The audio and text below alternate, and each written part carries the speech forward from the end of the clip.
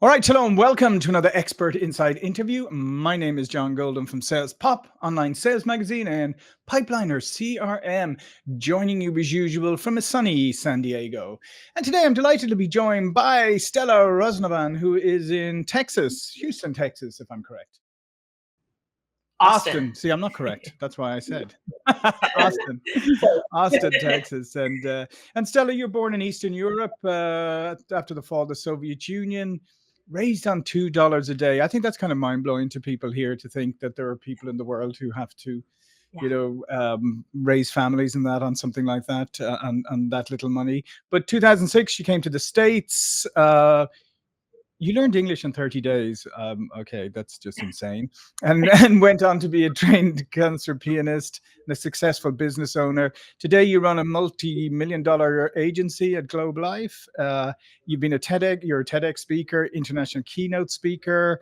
And what we're going to talk about today is we're going to focus on sales and high-performing salespeople, and we're going to talk about what makes for that. What are the characteristics and traits and of a high performing salesperson? So in your experience coming up as you were building your business like anybody else, you would have been the primary salesperson, right? Yeah, So absolutely. yeah, so tell me a little bit about that journey, about suddenly having to be a salesperson, having to represent, your business, having to persuade people. What was that like for you? Yeah, and thanks for having me, John. This is so great to be on the show. I love your show. I've been listening to it, and if those of you who are listening have not subscribed yet, make sure you subscribe and leave a comment. This is great.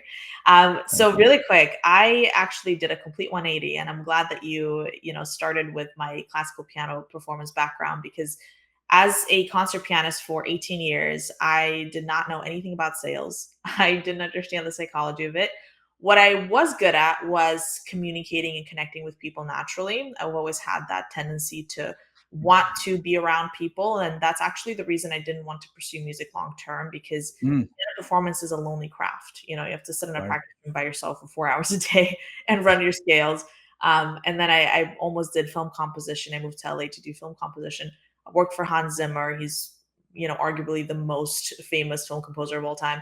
And I watched him in his studio every day in his dark, dark studio with a projector, scoring a measure at a time. And I realized this is a lonely, lonely craft. And I don't Mm, know if that's what I want to do long term. And just because that's all I ever did since I was 7 years old doesn't mean I always have to do it, right? I could right. switch gears, I could learn a new skill. There's a lot of things that I think skill sets that we can acquire. Um, and oftentimes people overlook that and don't give themselves enough credit to be able to figure something new out. So for me, it was a leap of faith. And I knew I wanted to do something that dealt with people. So sales seemed like a perfect avenue, right? So in 2017, I got into insurance sales and I've been with the same company for 8 years now. I love what I do. I run a seven-figure agency at this point and we're growing substantially. So first I started to do sales and I got to tell you, I went through growing pains. Sales is Mhm. not just looking cute and sounding funny. It's just, No. there's more to it. There's more to the sales conversation.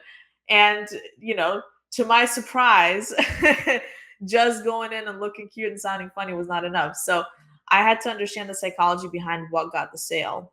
And I developed a format for it when I was newer because the sales script that I was given was kind of outdated with leading Yeah. questions, 17 pages long, just too much. By the time I was done with it, people were exhausted and I was exhausted too, right? So I just started asking myself, man, how can I keep this simple, get straight to the point, have a good interaction, and get a transaction at the end? Because sales is just an exchange of value, right? So how can I Mhm. Yep. conversation that way? I realized there's three fundamentals: authenticity, exclusivity, and urgency. That's what gets somebody to make a buying decision. Authenticity is why they should buy from you. Exclusivity is why they should buy this product and not the next product. And urgency, why they should buy it today, not tomorrow. That's Mhm. really all that it is. If you can hit those three things, those three pillars, you'll likely close at the end. And so I started to develop these key phrases throughout my sales conversation. And notice I always say sales conversation, not Yes. presentation. Yep. I Yeah, was yeah. agents, don't ever do presentations, have conversations, because if you're presenting, you're talking at somebody, not with somebody, and you've just lost them. Mhm. So that was really my journey. And then once I realized how simple it was and how to insert those key phrases where they need to be inserted to proactively close throughout the entire conversation, not just at the end, then it just became super simple. I started closing constantly.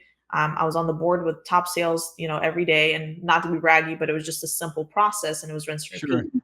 And at a certain Yeah. point, you do the same thing. You're like, okay, what else is there? So I started to get into leadership and build a team, and that's the story.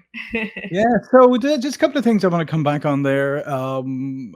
What you mentioned, the first one is this idea of adaptability. I think we're far more adaptable than we often give ourselves credit for. Because if you think of everyday life, I mean, throw stuff at you all the time, and you adapt and move on. But then sometimes when it comes to work or careers, we kind of limit ourselves because we think this is all I can do. Yeah. Yeah. Adaptability is probably one of the key factors that gets people to be high performers or not. Because it just basically means you have confidence in your ability to figure it out. That's all that it Hmm. is. At Yeah, the end of the day, I don't think confidence is feeling like you know everything. Far from it. It's confidence in your ability to figure it out. As long as you get yeah, into something and you give yourself enough credit to say, I will adapt, I will figure this out and get good at it no matter what, you've just become part of the top 10%, in my opinion, because yeah. most folks don't give themselves that freedom. And yeah, you're totally right. Adaptability is one of the biggest aspects to what makes somebody a top performer. And I had to learn that early on when I moved to the US and I spoke zero English and I had to adapt and I had to fit in and nobody wanted to talk to me because I was the weird girl that didn't speak any language, Spanish or English. And this was in California. So they couldn't Yeah. figure out what I actually spoke.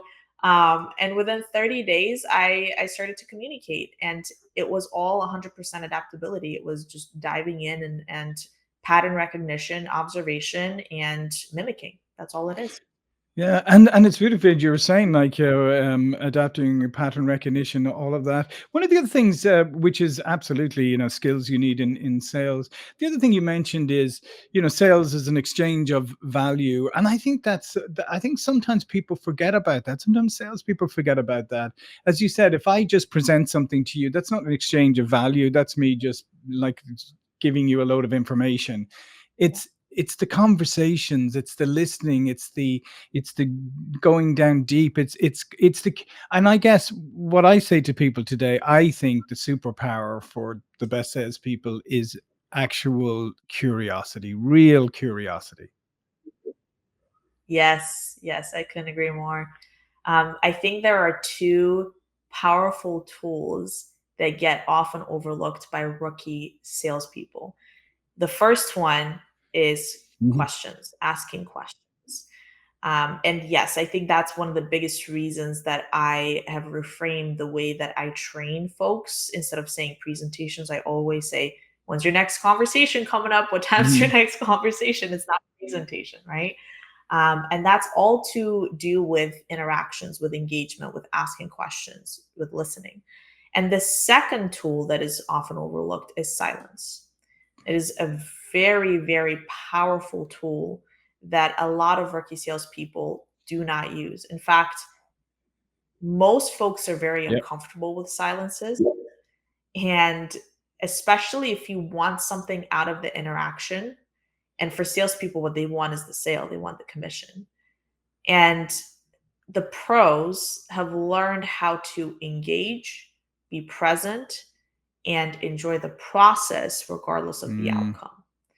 When you can do that, then you start to close without trying too hard. Oftentimes they say, and this is true for anything in life, the less you care, the more right. you get. And what that means is not that you don't care in the sense of having a positive outcome or positive interaction, but regardless of what the outcome is, it's not going to phase you because you've delivered your Yeah. best in a sense. Yeah. And so I think that is a big part of Yeah, it too. I'm really glad you mentioned the part about silence, because that is something that so many people feel uncomfortable. They always feel the need to fill the space. And if you think about it, how counterintuitive that is in a sales context. Because if I ask you a really good searching question, you're going to need time to think about it. You're going to need time to think about it, to process it before you give your answer. So if I go, oh no, Stella's not saying anything. I have to fill the silence. Now I've distracted you. Now I've killed it. We probably moved on. We'll probably never get to that. So it is amazing how many people fear the silence. And especially, I think it's gotten worse when we're doing things virtually because people are completely paranoid when there's silence in a virtual meeting. Yeah, absolutely. Yeah, silence is something that a lot of people are uncomfortable with. And the interesting thing is when you don't give into that urge to say something and you just allow for the space to Hmm. fill the room, the other person Yeah. says something. And when they say something, then you can re-engage in the conversation, and it's a lot more productive, in Yeah. my opinion, than talking over them or their thoughts or whatever it is that they're processing as the information, Yeah. right? Because if you don't give So them space to think, then you're going to get superficial answers. yeah, 100%. And I think there's two things. And again, this goes back to what I was saying earlier. The two most powerful tools in a sales conversation are Hmm. questions, which engages that person. And again, you will never get somebody to make a buying decision if they're not engaged in the conversation. It's Yeah. just the truth, right? So there's sometimes, tendencies that I even have in sales interactions where I almost force the engagement. Like if I know that they're not fully 100% paying attention to the conversation, I don't just continue talking. And I think that some rookie salespeople will do that. They'll just continue to talk, even though they can tell that the engagement's not there. And they can tell that, their client is, I mean, it's a Zoom interaction, but you can tell that the client's looking here and doing this and doing that. And so if you don't control the engagement in that conversation, in that interaction, then it doesn't matter what you're Yeah. saying, right?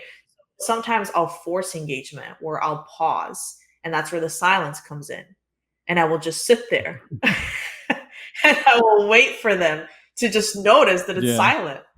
And then by the time they're like, "Oh, I'm sorry, were you saying something?" I actually was, but no worries.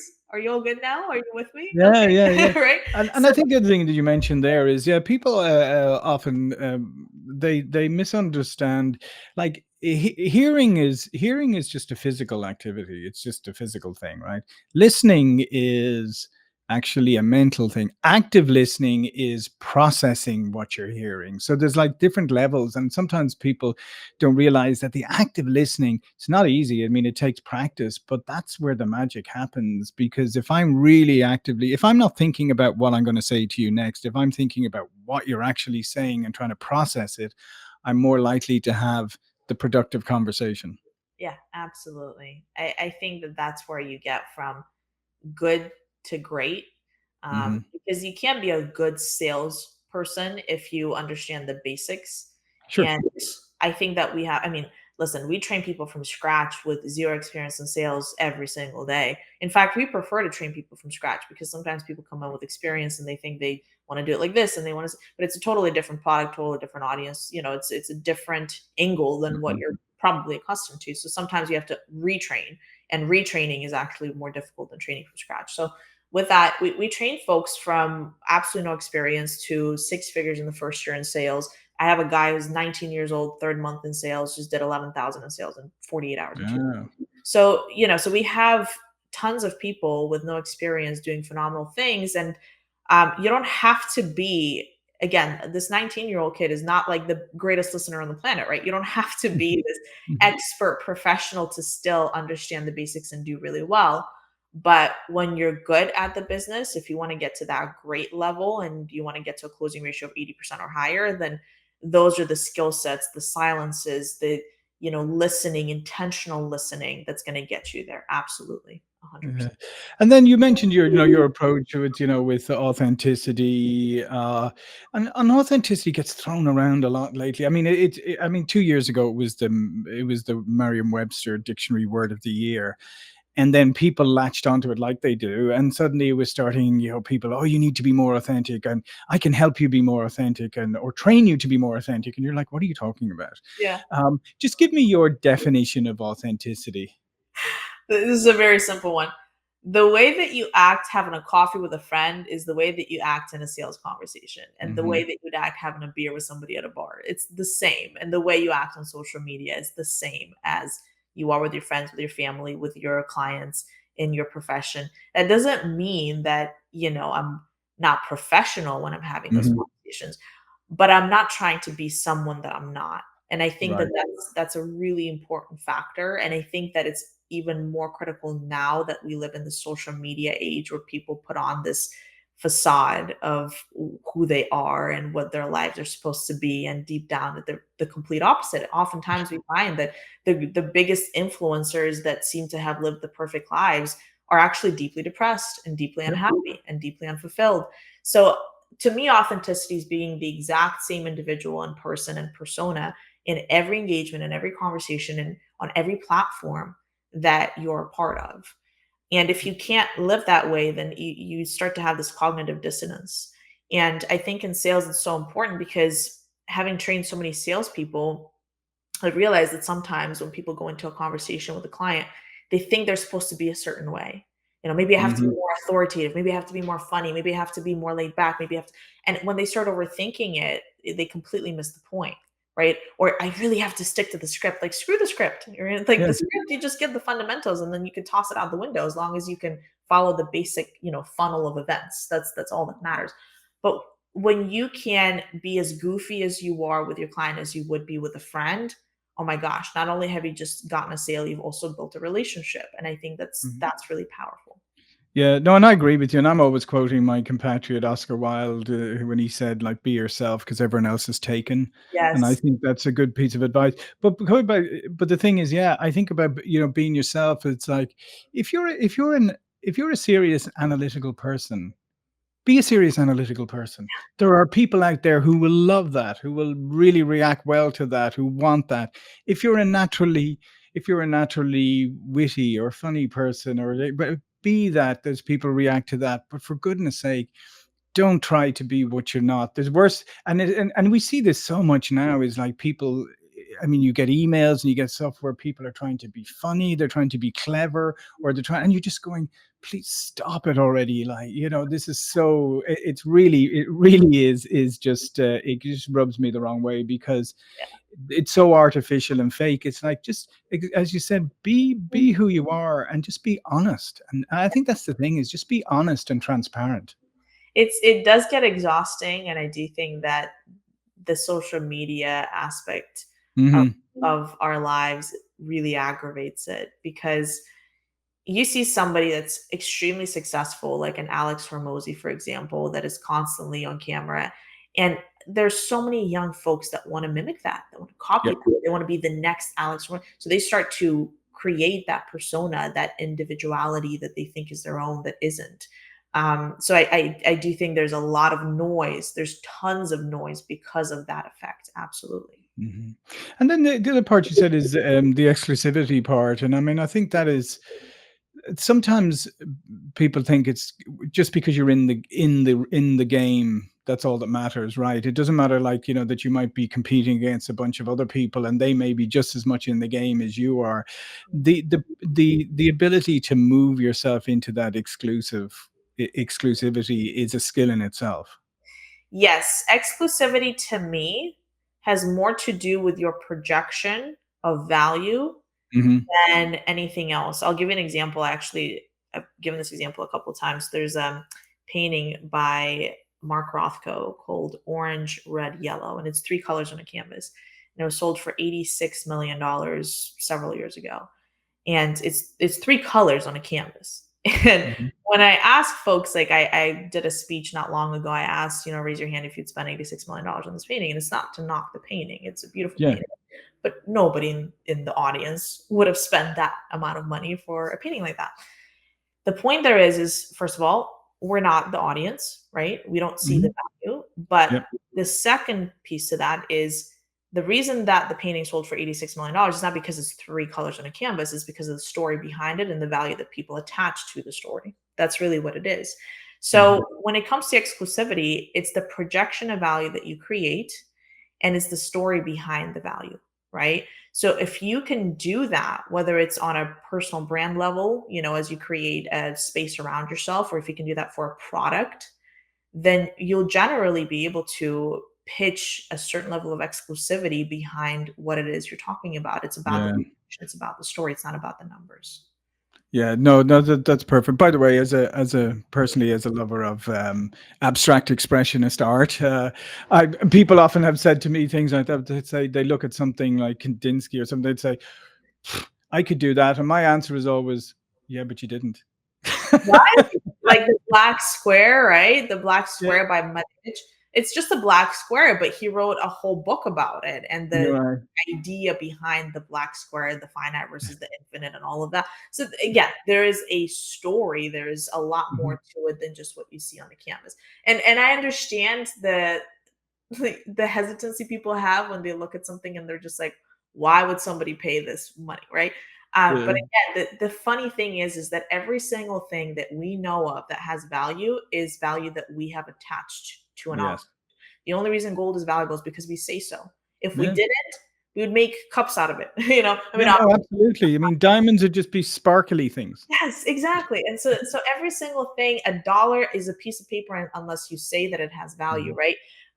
And so when you start to realize that an asset becomes an asset when a lot of people agree on its value, you get a Mhm. whole lot of people to agree on the value of something, it becomes a true asset.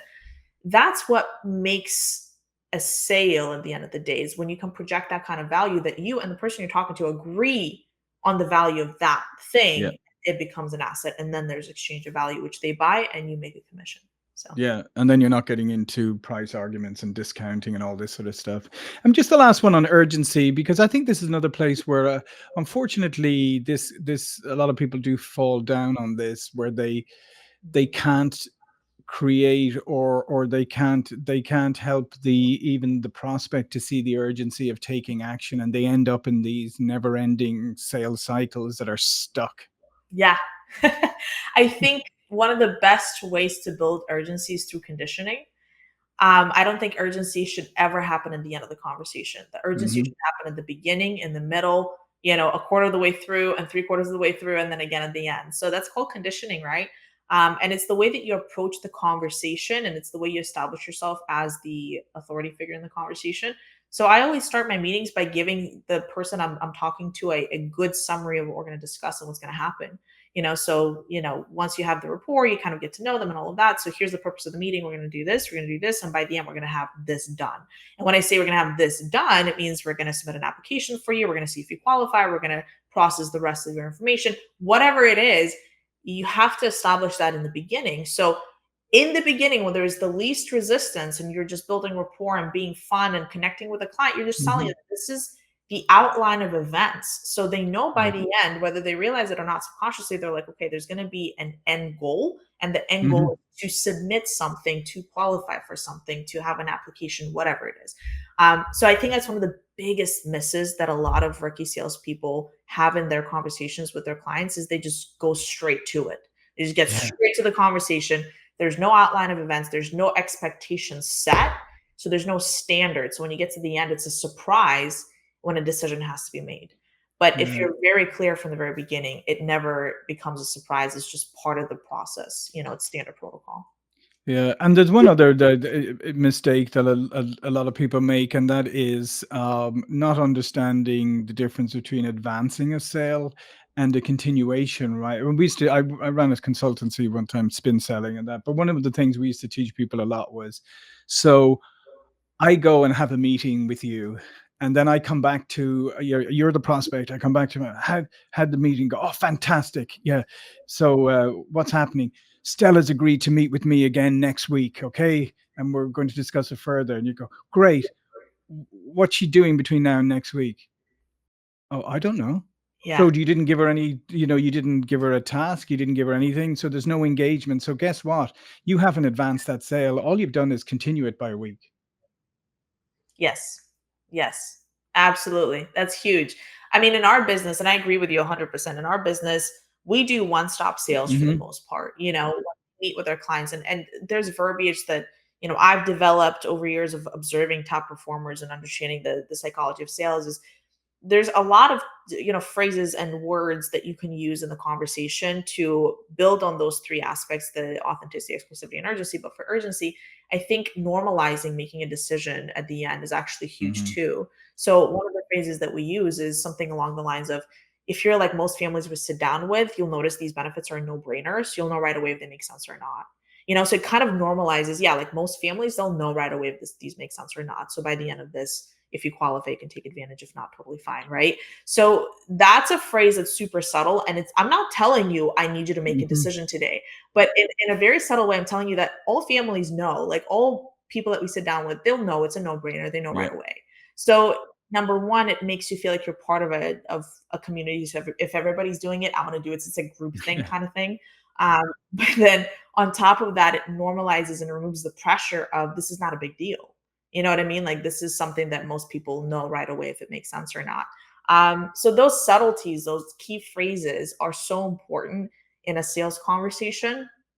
And I always highlight those, right? So in our scripts and our platforms, I've really developed a lot of these platforms and scripts to be as simple as possible because I think at the end of the day, what happens with a lot of sales scripts, at least in my experience that I've looked at, they tend to get so long Mhm. and there's so much stuff in them. And by the end, you're exhausted, they're exhausted. And I got to tell you, oftentimes when I've observed presentations or conversations that are way too long and the client at the end says, let me think about this, it's not because they actually need to, it's because they're Yeah. exhausted. They're mentally exhausted.